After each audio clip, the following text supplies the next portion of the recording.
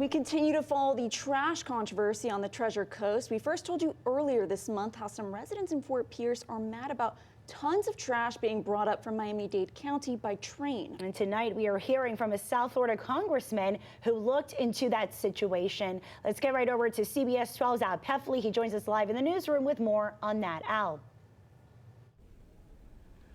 Luli, 6 days a week, trains bring trash from Miami-Dade County to downtown Fort Pierce. We caught up with Congressman Mast to find out what he's doing about this because residents say they need help. You can't even go outside and enjoy yourself, have a drink or food or anything outside because the flies just swarm you. Linda Godfrey is one of a number of Fort Pierce residents who are growing increasingly frustrated by the noise, stench, flies, and rats that are drawn to the railroad yard near their homes because of trains hauling trash from Miami-Dade into downtown Fort Pierce.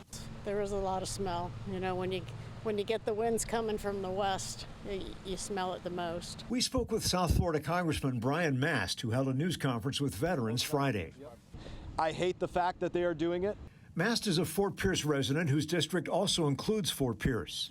It's a very personal local issue to me. Mast says he's aware of the problems caused by the trains hauling tons of garbage from Miami-Dade to downtown Fort Pierce, where the trash containers are loaded onto semi-trucks to be taken west to the Okeechobee landfill.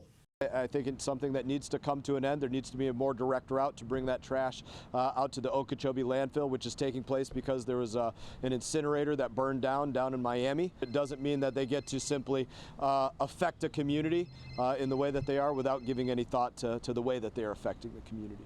Mast says he's doing everything he can to attack this problem.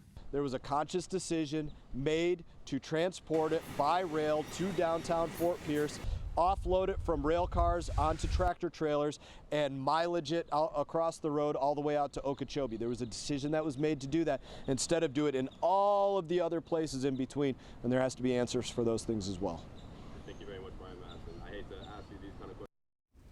And Mast says he has called the Waste Management Company and he's spoken to other levels of government to find out why this is taking place, and he's looking at what can be done as an alternative. Live in the newsroom, Al Peffley, CBS 12 News.